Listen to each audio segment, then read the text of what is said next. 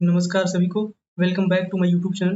दोस्तों, आज की जो क्लास है वो ईडीएम और फ्रेजेस के ऊपर बेस्ड है और इसके अंदर हम लोग बात करेंगे theme based EDM and phrases की। थीम बेस्ड का मतलब क्या होता है? जैसे हम लोगों को बहुत सारे वर्ड याद करने पड़ते हैं या कभी बहुत सारे ईडीएम एंड फ्रेजेस याद करने पड़ते हैं। तो अगर आप रैंडम उठा करके याद करोगे ना तो उसको याद करने में बहुत ही ज़्यादा मुश्किल हो जाता है। लेकिन ऐसा कुछ कर लिया जाए कि जिसकी वजह से हमको एक कैटेगरी याद करनी पड़े। जैसे मैं आपको फॉर एग्ज़ाम्पल जैसे आपको जब ग्रामर पढ़ना होता है तो ग्रामर में 8 पार्ट्स ऑफ स्पीच को आपको पढ़ना होता है ना। लेकिन अगर आपको हर वर्ड की ग्रामेटिकल प्रोफाइल पूछी जाए, हर वर्ड को अलग-अलग तरीके से बिना किसी भेदभाव के अगर आपको कोई पार्ट्स ऑफ स्पीच पढ़ाया ही ना जाए और कोई शब्द उठा करके पूछ लिया जाए कि इसकी प्रोफाइल बताओ, तो जितने सारे शब्द हैं क्या उनको पॉसिबल है कि हम उनको मेमोराइज़ कर पाएँ? इसीलिए उनकी 8 कैटेगरी बना दी गई और उन कैटेगरी में उनको उठा करके डाल दिया गया कि ये फलाना के जो शब्द है इसमें से बिलॉन्ग करेगा तो ये नाउन कहलाएगा, इस वाले चैप्टर से बिलॉन्ग करेगा तो प्रोनाउन कहलाएगा, इसको प्रीपोज़िशन बोलेंगे, इसको कंजंक्शन बोलेंगे। तो कहने का मतलब है कि इतने ज़्यादा शब्दों को हमने कैटेगरी करके 8 पार्ट्स ऑफ स्पीच में बाँट दिया। उसी तरीके से दोस्तों इडियम और फ्रेजेस बहुत सारे होते हैं। वोकैब्युलरी बहुत लंबा चैप्टर होता है, बहुत ही ज़्यादा वास्ट होता है और इसके लिए अगर ये मिल जाए कि हम सारे एक टाइप के चीज़ों को एक जैसे दिखने वाले वर्ड्स को या एक जैसे आने वाले इडियम एंड फ्रेजेस हैं, उनको एक तरीके से समराइज़ करके एक साथ रख लिया जाए और दूसरे टाइप के दूसरे साथ रख लिया जाए, तो इस तरीके से बहुत ईज़ी हो जाता है। जैसे कलर वाले जितने भी इडियम होते हैं, जैसे black and white, catch the he was he was cot red handed, तो रेड हैंडेड का मतलब कि रंगे हाथों पकड़ा गया। तो इस तरीके के इडियम एंड फ्रेजेस जो है रंग से रिलेटेड, कलर से रिलेटेड उनको अलग लिख लिया। उसी तरीके से जानवरों के ऊपर बनने वाले जो इडियम उनके नामों से बनने वाले, उनके इडियम एंड फ्रेजेस को अलग कर लिया। तो इस तरीके से करके अगर हम लोग याद करें तो हमको बहुत आसानी से याद हो जाएगा। तो आज उसी के सीरीज में मैंने ऑलरेडी आपको theme based idiom and phrases में 2-3 लेक्चर ऑलरेडी पढ़ाए हुए हैं और इसमें भी हम लोग आगे कंटिन्यू करेंगे। उसी के लाइन में मैं आपको एसएससी एग्जाम को फोकस करते हुए और भी जो वनडे एग्जाम्स होते हैं उनको फोकस करते हुए आज से मैं शुरू कर रहा हूँ story based idiom and phrases. तो story based idiom and phrases हम लोग करेंगे क्या? जो स्टोरी होगी ना, सॉरी, जो इडियम एंड फ्रेजेस होगा ना वो एक स्टोरी में रहेगा और आप यहाँ पे देख पा रहे हैं कि ये एक कितना बड़ा जो है इडियम एंड फ्रेजेस है, फ्रेजेस का स्टोरी बनाया गया है और ये स्टोरी में देख पा रहे हैं आप 53 तक, 1 से लेकर के 53 तक, 1 से लेकर के दोस्तों 53 तक जो है यहाँ पे इडियम एंड फ्रेजेस है। यानी एक स्टोरी अगर आपने तैयार कर लिया तो एक स्टोरी से आपका 50 से ज़्यादा इडियम एंड फ्रेज तैयार हो जाएगा। तो इसी तरीके से हम लोग करते चलेंगे आगे भी और फिर इस तरीके से जो अगला हमारा इडियम एंड फ्रेज होगा उसको करेंगे। तो शुरू करते हैं इसको हम लोग। लिखा हुआ kudos to Mister Narendra Modi.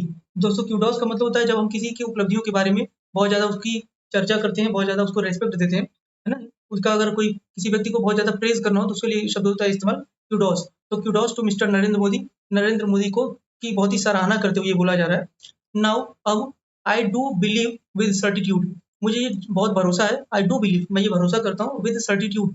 Certitude को आपको याद रखना है सर्टेनिटी से। सर्टेनिटी का मतलब हो जाता है कि बहुत ही कोई चीज़ जो जो श्योर हो, है ना? Something which is sure to happen, कोई चीज़ जो होने ही वाली है कभी, है ना? उसको बोलते हैं सर्टिट्यूड। तो मुझे I do believe with certitude, मुझे ये भरोसा है बिल्कुल दृढ़ता से ये बात का भरोसा है मुझे दैट कि Indian soldiers will no longer be sitting ducks. Sitting ducks का मतलब अब यहाँ पे क्या है कि मुझे इस बात का भरोसा है, शुरू से समझो, कि मिस्टर नरेंद्र मोदी को बहुत ही ज़्यादा इस बात के लिए बहुत ही सराहना की जाती है। किस बात के लिए? कि मुझे अब जो है बहुत ही भरोसा हो चुका है दैट कि Indian soldiers will no longer be sitting ducks. जो इंडियन सोल्जर्स है ना, अब वो कभी भी सिटिंग डक्स नहीं रहेंगे। यानी सिटिंग डक्स का मतलब किसी को जैसे बहुत आसानी से मारा जा सके, बहुत आसानी से उन पे अटैक किया जा सके, तो ऐसी चीज़ों को जो बहुत ही नाजुक हो, उनको बोलते हैं सिटिंग डक्स। तो हमारे जो इंडियन सोल्जर्स पे जो अटैक हुआ करते थे, अब इतनी आसानी से कोई उनके ऊपर अटैक नहीं कर पाएगा। यानी कि वो क्या, वो कमज़ोर अब नहीं रह जाएँगे, वो बहुत ही अ, आसान शिकार नहीं रह जाएँगे, मतलब कि डिफेंसलेस नहीं रह जाएँगे, वो अपने आप को डिफेंड करने के लिए काफ़ी होंगे। आगे लिखा हुआ है कश्मीर हैज़ बीन, कश्मीर रहा है an apple of discord. Apple मतलब सेब रहा है ना, डिस्कॉर्ड माने झगड़े का। तो झगड़े का सेब रहा है का मतलब क्या हो गया कि झगड़े की जड़ रहा है। जो कश्मीर है ना, कश्मीर हमेशा एक झगड़े की जड़ रहा है for India and Pakistan, India और पाकिस्तान के लिए। एंड और बोथ द कंट्रीज, और दोनों देशों ने हैव बीन रहे हैं एट डैगर्स ड्रॉन, दोनों देश क्या रहे हैं, हमेशा झगड़े में रहे हैं इसके वजह से। फॉर दिस, किस लिए झगड़े पे रहे के वजह से, किस लिए झगड़े में रहे हैं, तो फॉर दिस इसके लिए बोन ऑफ कंटेंशन, ये जो बोन ऑफ कंटेंशन है ना, ये जो झगड़े का जो हड्डी है ना, कश्मीर झगड़े का जो जड़ है ना, इसके वजह से हमेशा ये लोग आपस में डैगर्स ड्रॉन में रहे, यानी कि झगड़े में रहे, आपस में हमेशा इनका झगड़ा ही रहा है, कभी भी इनमें हॉस्टिलिटी के अलावा प्यार मोहब्बत नहीं हुआ। तो हॉस्टाइल नेचर के लिए डैगर्स ड्रॉन इस्तेमाल होता है। फिर आगे लिखा हुआ है our iron build army. Iron build army का मतलब जब किसी की इच्छा बहुत ही दृढ़ होती है उसको बोलते हैं आयरन बिल्ड, ठीक है? तो आयरन बिल्ड आर्मी, हमारी आयरन आयरन बिल्ड आर्मी, इसका मतलब कि हमारी जो आर्मी है ना, जिसकी इच्छा क्या बहुत ही दृढ़ है, सर्टिट्यूड है, सर्टेन है, वो अडिग है, हटने वाली नहीं है। तो आवर आयरन विल्ड आर्मी, हमारी दृढ़ इच्छा शक्ति रखने वाली जो आर्मी है, ऑलवेज प्रीफर, हमेशा प्रीफर करती है, an olive branch. Olive branch का मतलब होता है शांति, शांति वाले पक्ष को वो हमेशा चूज करती है, चुनती है। किसकी अपेक्षा? To bad blood, bad blood यानी खून खराबा, लड़ाई झगड़ा, मारपीट के अलावा वो क्या चुनना चाहती है? शांति वाले साइड को चुनना चाहती है। देखो यहाँ पे प्रीफर लगाना, प्रीफर के साथ दैन नहीं लगता है, प्रीफर के साथ टू लगता है, तो यहाँ पे टू लगाएंगे। यहाँ पे कंपैरिजन के लिए प्रीफर आया था ना, इसकी वजह से कंपैरिजन के लिए यहाँ पे दैन का इस्तेमाल नहीं करके टू का इस्तेमाल किया गया, क्योंकि प्रीफर के साथ टू लगता है, याद रखना। तो ओली ब्रांच को आप कैसे याद रखेंगे? ओली ब्रांच का मतलब होता है शांति पक्ष, शांति वाले पक्ष में हमारी जो इंडियन आर्मी है उसकी बहुत ही दृढ़ इच्छा है, लेकिन उसके बावजूद भी वो हमेशा खून खराबों से बच करके, बैड ब्लड से बच करके शांति वाले पक्ष को हमेशा प्रीफर करती है। तो इसको याद कैसे रखोगे ओलिव ब्रांच को? देखो ओलिव एक तेल होता है ना, जैतून का तेल, और वो बहुत ही लाइट होता है, बहुत ही शांत होता है। ठीक है, जैसे सरसों का जो मस्टर्ड ऑयल होता है वो बहुत भारी होता है, उसको लगाने से सर भारी भारी लगता है, लेकिन जो ओलिव ऑयल होता है वो बहुत ही शांत होता है, बहुत ही लाइट होता है। तो ओलिव से याद रखना शांति या लाइट। ठीक है, तो ओलिव ब्रांच का मतलब जो शांति पक्ष होता है उसको। आगे लिखा हुआ है बट, लेकिन, बट अनलाइक पाकिस्तान, तो हमारी जो आर्मी है वो क्या चाहती है? वो खून खराबा नहीं चाहती है, लेकिन जो पाकिस्तान आर्मी है वो ऐसा नहीं चाहती। वो पाकिस्तान का आर्मी जो है कभी भी उसने शांति वाले पक्ष को नहीं चुना है। आगे लिखा हुआ है olive branch to bad blood but unlike Pakistan in India the ruling party is in the driving seat, है ना। भारत में, इन इंडिया, भारत में जो रूलिंग पार्टी है ना वो क्या है? इज इन ड्राइविंग सीट, उसने जो चीजों को कंट्रोल कर रही है। ड्राइविंग सीट में होने का मतलब होता है जब आप किसी चीज को कंट्रोल करते हैं तभी तो आप ड्राइव करते हैं, ड्राइवर होते हैं। तो ड्राइविंग सीट का मतलब हो जाता है कि सिचुएशन पे कंट्रोल रखना। ठीक है, तो हमारी हमारी जो आर्मी है, यहाँ से समझो, हमारी आयरन बिल्ड आर्मी हमेशा शांति पक्ष को चुनती है रेदर देन कि खून खराबे के। लेकिन पाकिस्तान ऐसा नहीं करता, अनलाइक पाकिस्तान, यानी पाकिस्तान ऐसा नहीं करता। पाकिस्तान हमेशा खून खराबे वाली साइड को चुनता है। इन इंडिया, भारत में ruling party is in driving seat, Bharat में जो है ड्राइविंग सीट हमेशा सिचुएशन को कंट्रोल करके रखती है ना। रूलिंग पार्टी जो हमेशा सिचुएशन को कंट्रोल करके रखती है। एंड और since long it had been felt, और बहुत लंबे समय से ऐसा महसूस किया गया है दैट कि the foreign policy of UPA government, जो फॉरेन पॉलिसी थी ना यूपीए गवर्नमेंट की, वाज, जो फॉरेन पॉलिसी थी यूपीए गवर्नमेंट की, वो क्या थी? इंडियाज एक्लिस हील्स, इंडिया की कमजोर कड़ी थी। एक्लिस हील्स का मतलब होता है कमजोर कड़ी। तो जो हील होता है, अगर आप चल रहे हो आपके हील पे, है ना, एड़ी पे अगर चोट लग जाए तो आप चल नहीं पाओगे, वो बहुत ही कमजोर जगह है। तो ऐसे याद रखना, एक्लिस हील्स का मतलब कमजोर कड़ी। तो जो यूपीए गवर्नमेंट थी वो भारत के लिए क्या थी? कमजोर कड़ी थी। विद इट्स क्लीन स्वीप, तो क्लीन स्वीप का मतलब होता है किसी को बिल्कुल गायब कर देना, साफ कर देना, यानी सुपड़ा साफ हो जाना। With its clean sweep in recent Lok Sabha election, तो जो रिसेंट में लोकसभा इलेक्शन हुए ना उसमें क्या हो गया कि इसका जो यूपीए गवर्नमेंट का बिल्कुल क्लीन स्वीप हो गया, क्लीन स्वीप हो गया। The NDA government, it seems, ऐसा लगता है कि NDA government will not bat an eyelid, तो बैट एन आईलिड का मतलब होता है आश्चर्य न करना। Will not bat an eyelid, उसे एनडीए गवर्नमेंट को आश्चर्य नहीं होगा इफ, अगर आवर आर्मी, हमारी जो आर्मी है वो टेक्स इट्स सॉम एनिमीज, हमारी आर्मी जो है अपने जानी दुश्मन को, सॉन एनिमीज का मतलब जो बहुत ही हमेशा से दुश्मन रहा हो, तो हमारी जो आर्मी है अगर उसको लेती है, अपने जानी दुश्मन को लेती है हेड ऑन, मतलब बिल्कुल सीधे सीधे, है ना, बिल्कुल जैसे बोलते हैं ना ईंट का जवाब पत्थर से देना, एकदम सीधे, जैसा मुंह तोड़ जवाब अगर देती है, हेड ऑन का मतलब समझो सीधे सीधे जवाब अगर देती है, तो इस बात से एनडीए गवर्नमेंट को कोई भी परहेज नहीं होगा। Will not bat an eyelid, कोई भी दिक्कत या परेशानी नहीं होगी, बिल्कुल वो आश्चर्य नहीं करेंगे। ठीक है, आगे लिखा है after getting elbow room, elbow room का मतलब होता है जब भी थोड़ा सा इंसान को फ्रीडम मिल जाता है ना, एडवोकेट स्पेस मिल जाता है, उसको बोलते हैं elbow room.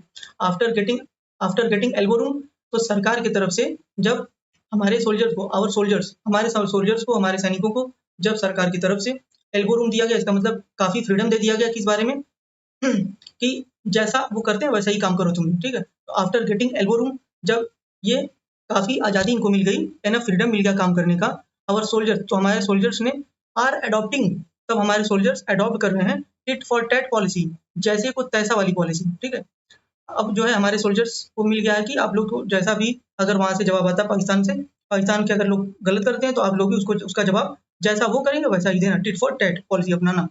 And are fighting, और हमारे सैनिक जो है वो लड़ रहे हैं, कैसे लड़ रहे हैं? टूथ एंड नेल, पूरा जी जान लगा करके, है ना। तो इसको याद कैसे रखोगे? टूथ एंड नेल का मतलब जब कभी होता है ना कि झगड़ा हो जाता है किसी से, तो नहीं कोई, अगर कोई लड़की नहीं मार पा रही है किसी दूसरी को, तो क्या करती है वो नाखून से पूरे देती है या काट लेती है, इस तरीके का। तो टूथ एंड नेल का मतलब कि पूरा जी जान लगा देना। ठीक है, तो हमारी जो आर्मी है वो क्या करेगी, कैसे लड़ रही है? पूरा जी जान लगा करके, जी तोड़ मेहनत करके लड़ रही है एट द बॉर्डर, बॉर्डर पर। आगे लिखा हुआ आवर एडवर्सरी, हमारे जो विरोधी हैं, एडवर्सरी का मतलब विरोधी, तो हमारे जो विरोधी हैं अनयूज्ड टू सच रिटेलिएशन, हमारे जो विरोधी हैं इस बात से वो परिचित नहीं है। यूज्ड, देखो अनयूज्ड कैसे याद रखोगे, यहाँ पे अनयूज्ड का मतलब ये मत समझ लेना कि जिस चीज का प्रयोग ना हो उसको अनयूज्ड बोलेंगे।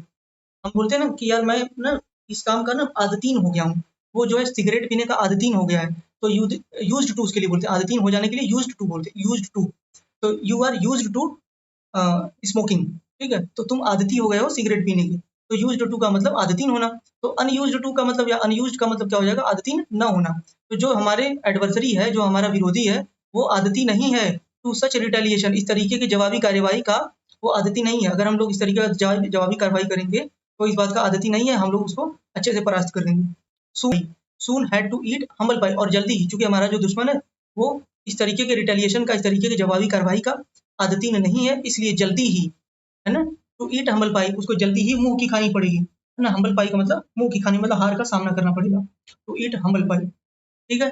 आगे देखते हैं, it had been for decades, ऐसा दसों साल से हुआ है, moving heaven and earth, it has been for decades, ऐसा दशकों से रहा है, moving heaven and earth, Kashmir के लिए, कश्मीर के लिए जो कि स्विट्जरलैंड ऑफ इंडिया कहा जाता है, उसके लिए पाकिस्तान ने पूरा दशकों हो गया है, लेकिन दशकों से वो क्या कर रहा है, पूरा जी जान लगा रहा है, लेकिन वो कर नहीं पा रहा कुछ भी।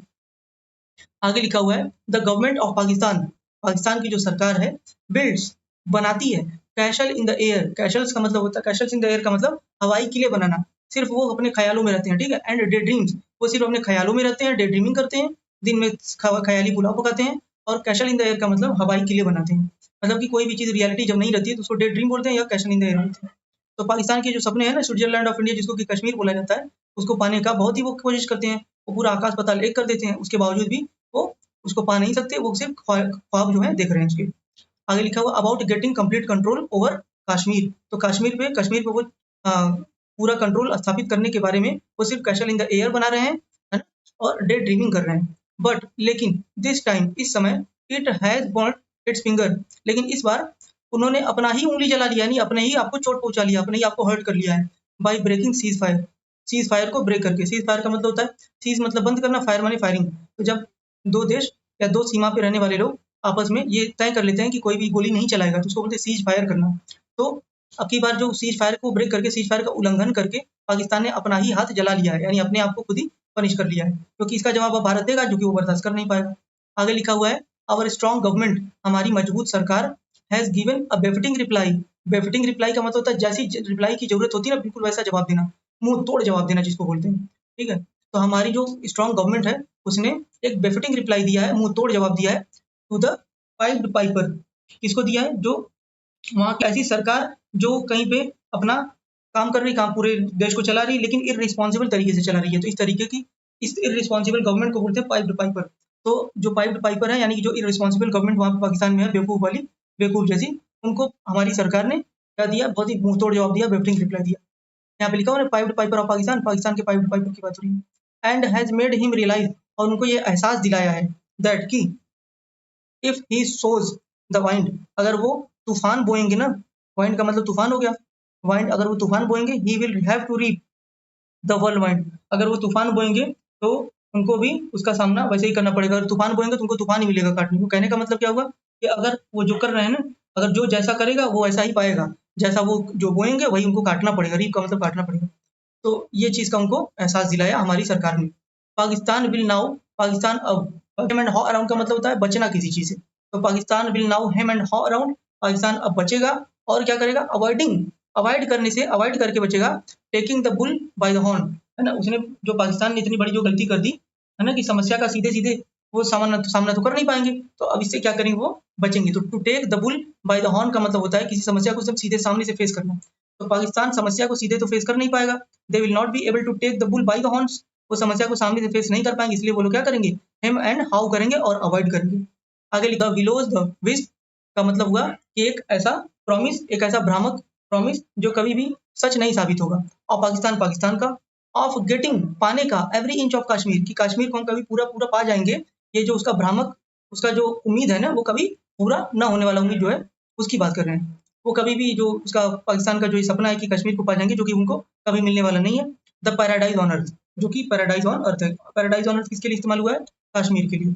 सीम्स, ऐसा, फायर्स, हास्यास्पद पर प्रतीत होता है, आफ्टर कब ऐसा प्रतीत होता है? After the UN has decided, UN ने ये डिसाइड कर लिया, जब से यूएन ने ये डिसाइड कर लिया है to sit on the fence. Sit on the fence का मतलब हो जाता है कि किसी का पक्ष न लेना, बिना बिना बीच में बोले अपना ये बोलना कि भाई ये हम जो है किसी की तरफ से नहीं रहेंगे। तो उसको लग रहा था, पाकिस्तान को अब तक लग रहा था कि यूएन तो हमारा साइड लेगा, लेकिन यूएन ने कह दिया कि हम किसी के साइड नहीं है, we are sitting on the fence, हम बिल्कुल निष्पक्ष हैं। सिटिंग ऑन द फेंस का मतलब निष्पक्ष रहना, किसी की तरफ से न बोलना। तो जब से यूएन ने ये बोला है कि हम निष्पक्ष हैं, we are sitting on the fence, जब से यूएस ने ऐसा बोला है, यूएन ने ऐसा बोला है, तब से जो पाकिस्तान का झूठा भ्रामक वादा है ना, जो झूठा उसका उम्मीद है ना, विलोज इसका मतलब झूठा जो उम्मीद है पाकिस्तान का कि कश्मीर को पूरी तरीके से पा जाएंगे, जो कि पैराडाइज ऑन अर्थ है, वो क्या मालूम पड़ता है? वो बिल्कुल हास्यास्पद मालूम पड़ता है, फार्स मालूम पड़ता है। United Nations secretary general ban की मून रिटरेटेड, यूनाइटेड नेशंस के जो सेक्रेटरी हैं जिनका नाम है बैन की मून, उन्होंने रिटरेट का मतलब होता है दोबारा दोहराना, किसी चीज को दोहराना बोला। उन्होंने एक बार पहले बोल चुके थे, दूसरी बार इस बात को उन्होंने दोहराया, रिटरेट किया, दैट की द डिस्प्यूट ऑफ कश्मीर, जो डिस्प्यूट है, झगड़ा है कश्मीर का, मस्ट बी सॉल्व, उसको सॉल्व किया जाना चाहिए थ्रू बायलैटरल टॉक्स, दोनों तरफ से बातचीत करके, दोनों तरफ से बातचीत करके जो कश्मीर का मुद्दा वो सुलझाया जाना चाहिए। द यूरो कोल्ड वाटर, जो यूएन का जो स्टैंड है, उसने पानी फेर दिया, थ्रू कोल्ड वाटर, पानी फेर दिया अपॉन नवाब शरीफ लास्ट होप, जो नवाब शरीफ की आखिरी उम्मीद थी यूएन से, उस यूएन के आखिरी उम्मीद, यूएन की जो आखिरी उम्मीद थी पाकिस्तान को, उस पर पानी फिर गया, क्योंकि यूएन का जो स्टैंड था बिल्कुल खरा खरा था। आगे लिखा हुआ एंड बैन की मून्स रिफ्यूजल, और जो बैन की मून का रिफ्यूजल था, मना करना था, गिव ईयर मतलब ध्यान देने से उन्होंने मना कर दिया। गिव ईयर का मतलब था किसी चीज में बहुत ही अटेंशन देना, ध्यान देना। तो पाकिस्तान से रिक्वेस्ट, पाकिस्तान की जो रिक्वेस्ट थी कि आप इंटरवेंशन करिए, फॉर इंटरवेंशन करने के लिए, कि आप हमारी बात सुनिए और उसमें कश्मीर के मुद्दे में आप आकर के बीच में बीच बिचौलिया बन करके उसका मुद्दा हल करवाइए। लेकिन इस बात ने कि जो बैन की मून ने मना कर दिया, ध्यान देने से मना कर दिया, गिव ईयर मतलब ध्यान देने से मना कर दिया, इसने पाकिस्तान की रिक्वेस्ट का, पाकिस्तान को जो है बिल्कुल टाइट कॉर्नर पे ला करके खड़ा कर दिया है। पाकिस्तान जो है बिल्कुल अलग थलग पड़ गया है, पाकिस्तान को बिल्कुल समझ नहीं पा रहा है, मतलब वो बहुत ही डिफिकल्ट सिचुएशन में फंस गया है, क्योंकि यहाँ पे यूएन ने उसका साथ छोड़ दिया। आगे लिखा हुआ है our soldiers are on guard, हमारे सोल्जर्स हमेशा ऑन गार्ड हैं, ऑन गार्ड का मतलब हमेशा ड्यूटी पे हैं, हमेशा ध्यान दे रहे हैं, विजिलेंट हैं, बहुत ही सक्रिय हैं, ठीक है, ऑन गार्ड का मतलब। एंड आर ऑल्सो गंग हो, और बहुत ही ज्यादा उत्तेजित है, एक्साइटेड है, गंग हो का मतलब बहुत ही एक्सट्रीमली एक्साइटेड होना, ठीक है। तो हमारे जो सोल्जर है बिल्कुल बॉर्डर पे एकदम बिल्कुल चकित हैं, बिल्कुल डटे हुए हैं, और गंग हो का मतलब बहुत ही ज्यादा विजिलेंट है, बहुत ही ज्यादा वो ध्यान दे रहे हैं अबाउट, बहुत ही ज्यादा एक्साइटेड है about setting the dispute of Kashmir once and for all, और हमेशा के लिए उस झगड़े को खत्म करने के लिए, एक बार और हमेशा के लिए खत्म करने के लिए बिल्कुल एक्साइटेड है। बट लेकिन आवर सीजन प्राइम मिनिस्टर, लेकिन सीजन का मतलब होता है जिसके पास बहुत ज्यादा एक्सपीरियंस हो, है ना, जो घाट घाट का पानी पिया हो, बिल्कुल सीजन बोलते हैं ना उसको, सीजन का मतलब जो बहुत ही हर मौसम में को देखा हो, सीजन प्राइम मिनिस्टर। तो हमारे जो बहुत ही एक्सपीरियंस, बहुत ही वेटरन, मैंने एक शब्द बोला वेटरन, वेटरन का मतलब होता है जो बहुत ही लंबे समय से किसी फील्ड में जानकारी रखता हो। तो हमारे जो वेटरन प्राइम मिनिस्टर, जो सीजन प्राइम मिनिस्टर है, बहुत एक्सपीरियंस प्राइम मिनिस्टर है, ठीक है, पास्ट मास्टर, वो बहुत ही खिलाड़ी आदमी है ना, पास्ट मास्टर मतलब जिसके पास बहुत ही एक्सपीरियंस हो, बहुत एक्सपर्ट आदमी, तो एक बहुत ही एक्सपर्ट आदमी है, एक्सपर्ट है of fact, sorry of tact and knows, tactics के बारे में, चीजों के बारे में बहुत ही जानकारी रखते हैं, बहुत ही एक्सपर्ट है, पास्ट मास्टर है, एंड नोज और जानते हैं दैट कि war always makes a country पे थ्रू इट्स नोज, कि हमेशा जो लड़ाई झगड़ा होता है ना, वार होता है ना, युद्ध होता है, वो वॉर हमेशा किसी भी देश को बहुत ही भारी नुकसान चुकाने पे मजबूर कर देता है। पे थ्रू नोट्स का मतलब होता है, पे थ्रू इट्स नोट्स का मतलब हैवी प्राइस चुकाना, ठीक है। तो बहुत ही हैवी प्राइस चुकाना पड़ता है हर देश को जो वो युद्ध लड़ता है। बिसाइड्स दिस, इसके अलावा, इसके अतिरिक्त, इट में turn out to be a Pandora's box, और इसके अलावा भी ये टर्न आउट मतलब ऐसा मालूम पड़ेगा, ऐसा हो जाएगा, अ पेंडोराज बॉक्स झगड़े की जड़ बन जाएगा। पेंडोरा बॉक्स जो है एक तरीके की सारी बुराइयों का जड़ है ना। तो बहुत ही अगर बवाल हो गया, बहुत ज्यादा झगड़ा हो गया, और इस तरीके का बहुत ही जो खून खराबा हो गया दोनों देशों में, तो ये एनडीए गवर्नमेंट के लिए भी अच्छा नहीं होगा, ये बिल्कुल पेंडोरा बॉक्स साबित हो जाएगा एनडीए गवर्नमेंट के लिए, ठीक है। इंडिया नीड्स, इंडिया को जरूरत है टू वे मतलब जांचने की, द प्रॉस एंड कॉन्स, सही और गलत, उचित और अनुचित, जो अच्छाई और बुराई, ठीक है, प्रॉस एंड कॉन मतलब अच्छाई और बुराई, भलाई और बुराई, मतलब क्या हमारा फायदा और क्या नुकसान है, फायदा और नुकसान को जांचने की, मापने की, तौलने की जरूरत है। ऑफ फुल ब्लोन वॉर, कि अगर फुल फ्लेजेड वॉर होती है, बड़ी स्केल पे वॉर होती है, तो क्या हमारा फुली डेवलप्ड अगर वॉर होती है, बहुत बड़ी वॉर होती है, तो क्या हमारा नुकसान होगा, क्या फायदा होगा, ये सब ध्यान देने की जरूरत है, इसको, इसका फायदा नुकसान सोचने की जरूरत है हमारे देश को।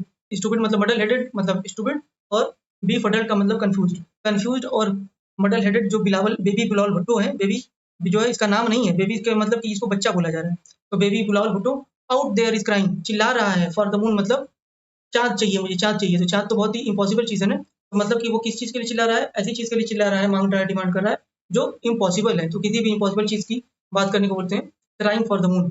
एक चाइल्डिश एंड चेस्ट थम्पिंग, उसका जो बचकाना बिहेवियर है ना, चाइल्डिश, देखो एक वर्ड होता है चाइल्डिश, एक होता है चाइल्ड लाइक। तो चाइल्ड लाइक का मतलब होता है जो क्यूटनेस होती है बच्चों की, किसी की ऐसी हरकत जो प्यारी लगे, है ना, और किसी की ऐसी हरकत जो बुरी लगे। तो कोई अच्छी ऐसी हरकत जो प्यारी लगती है, बच्चों जैसी लगती है लेकिन प्यारी है, उसको चाइल्ड लाइक बोलते हैं। और चाइल्डिश का मतलब निगेटिव वर्ड है ना, तो चाइल्डिश का मतलब बचकाना हरकत, बड़े होने के बाद भी बच्चों जैसी हरकतें करना। तो ही चाइल्डिश चेस्ट थम्पिंग, उसका जो बाकी डींगे मारना, है ना, बड़ी बड़ी बातें करना। और every inch of Kashmir, Kashmir के बारे में, हर कश्मीर के एक एक इंच के बारे में बहुत बड़ी बड़ी डींगे मारना। ड्रू लाउड लाफ्टर, उसने उसको ये सारी बातें सुन करके बहुत ज्यादा हंसी आती है। सून मेकिंग हिम, और जल्दी ही वो बन जाएंगे अ लाइव लाफिंग स्टॉक, और हंसी का पात्र बन जाएंगे। ऑन ऑल सोशल मीडिया, सभी सोशल मीडिया पे, चाहे फेसबुक व्हाट्सएप जहाँ पे भी आप देखेंगे, ट्विटर, हर जगह पे वो क्या बन जाएंगे, लाइव लाफिंग स्टॉक बन जाएंगे, हंसी के पात्र बन जाएंगे। कौन बन जाएगा, तो ये बिलावल भुट्टो। तो इस तरीके से दोस्तों हम लोगों ने 53 इडियम और फ्रेजेस जो किए हैं आज। एक कॉक एंड बुल स्टोरी नाम से, अच्छा इसका मैंने मतलब बताया नहीं, कॉक एंड बुल स्टोरी भी एक क्या इडियम है, इसका मतलब होता है मनगढ़ंत कहानियां बनाना। तो मनगढ़ंत कहानी बनाने को बोलते हैं cock and bull story, false stories create करना, ठीक है। तो इस तरीके से हम लोगों ने इसको जोड़ने के बाद 54 54 जो है हम लोग ने इडियम फ्रेजेस कर लिया। इसके बाद इसी तरीके से हम लोग 7-8 लेक्चर में सारे एक एक करके हम लोग 8 लेक्चर में पूरा इडियम फ्रेजेस कर लेंगे। तो अगर एक में हम लोग 50 या 60 करते हैं, तो 8 करेंगे तो लगभग 450 से 500 आपको इडियम फ्रेजेस याद हो जाएंगे। Keep watching and must subscribe my YouTube channel, share the video with your friends. Thank you so much.